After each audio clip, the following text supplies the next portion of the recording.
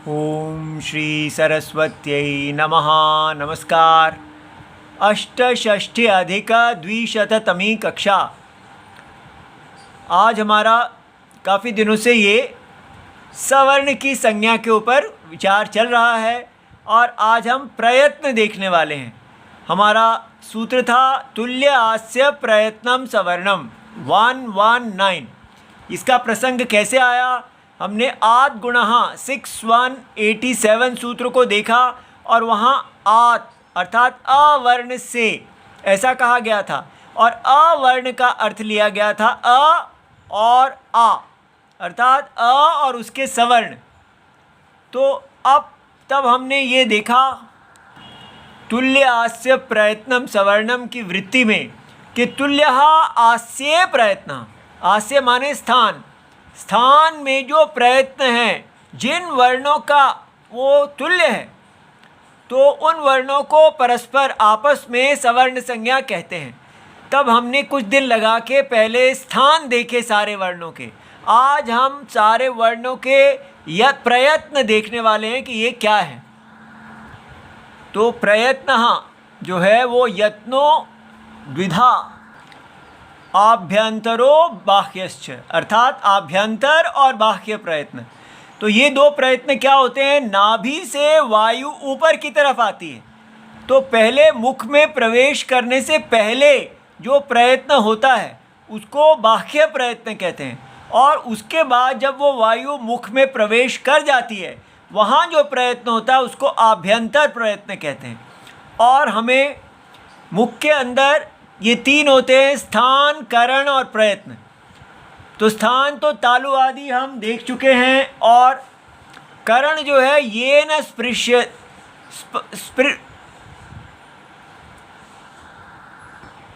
तो ये न स्पर्शयति जिसके द्वारा स्पर्श किया जाता है, जिस साधन के द्वारा, तत्करणम। तो जिह्वा और अधर ओष्ठ नीचे का जो होंठ है वो करण है और ऊपर का जो होंठ है वो स्थान है, ठीक है, और नासिका। तो ये तीन करण हैं और प्रयत्न क्या है ये अभी हम समझते हैं। तत्र अब ये पाणिनीय शिक्षा में से लिया गया है वृद्ध पाठ, वहाँ बहुत अच्छा प्रयत्न समझाया है। तो ये उसका अष्टम ये है नाभिस्थल प्रकरणम। तत्र नाभि प्रदेशात नाभि के प्रदेश से प्रयत्न प्रेरिता प्रयत्न के द्वारा प्रेरित की हुई प्राण नामो वायु।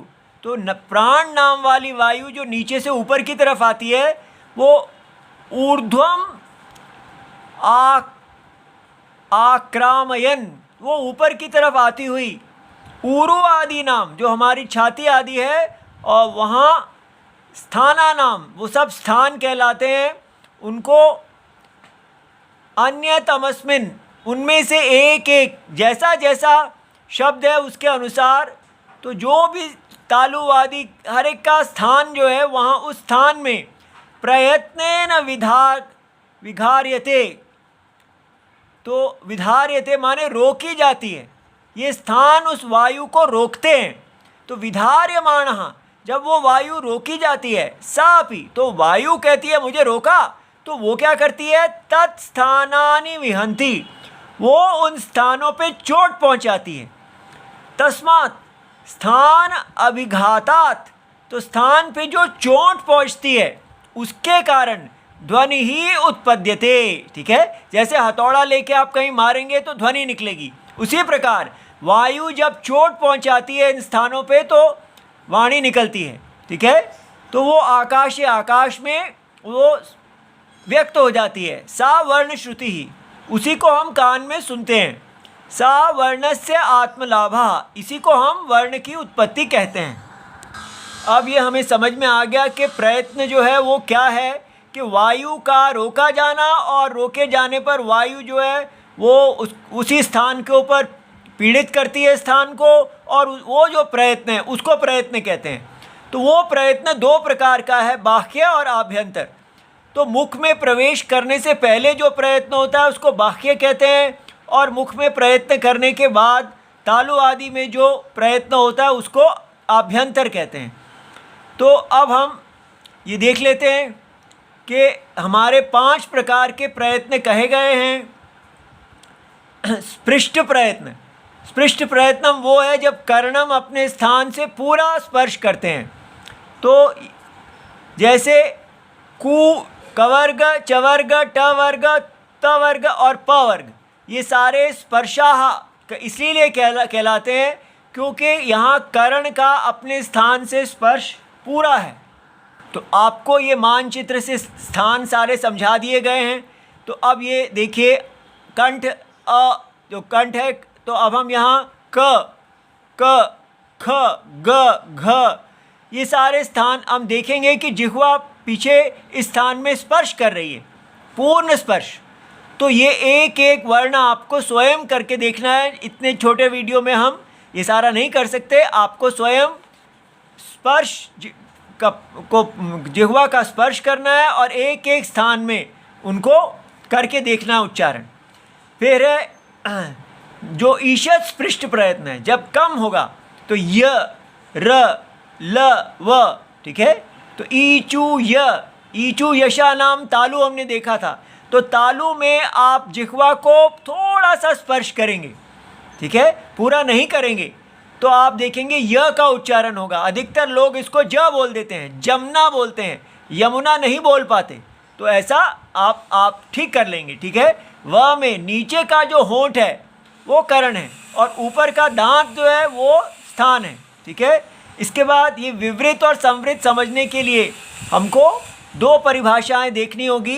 एक है समीप अवस्थान मात्रे संवृतता।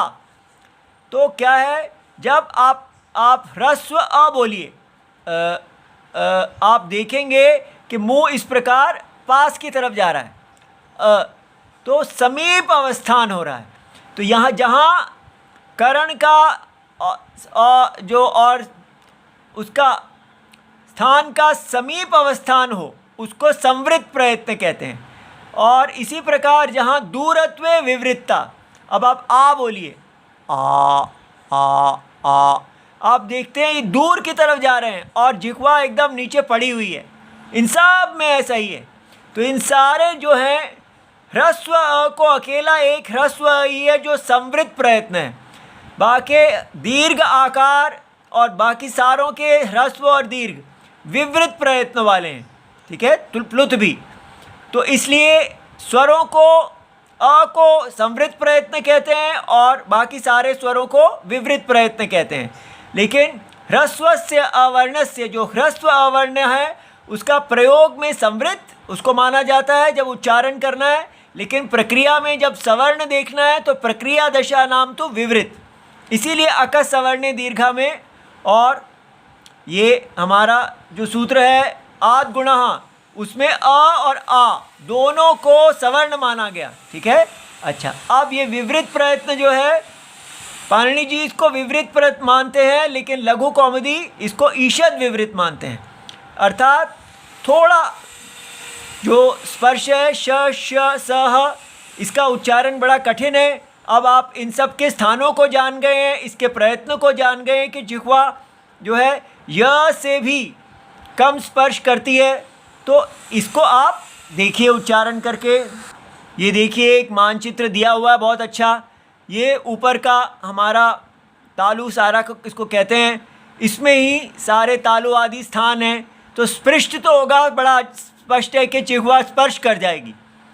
उसके बाद जो संवृत है अ, तो वो उसके लिए जिह्वा इधर होगी। विवृत है, अब आ बोलेंगे बिल्कुल नीचे लेटी हुई है, ठीक है। और उसके बाद जो ईषद हैं उसके लिए ईषद विवृत, ईषद संवृत। तो इस प्रकार ईषद विवृत ही होता है। तो ये आपने देखना है कि कहाँ आपकी स्थान आ रहा है। तो ये सारे स्वरों को बोलने के लिए दीर्घ जो है अ को छोड़ के यहाँ विवृत होगा, और श, श, स ईषद विवृत, जिह्वा इधर होगी, ठीक है। इन सब की सहायता से आप अपने वर्णों को उच्चारण करके देख सकते हैं। इति सर्वम शिवम, प्रणाम।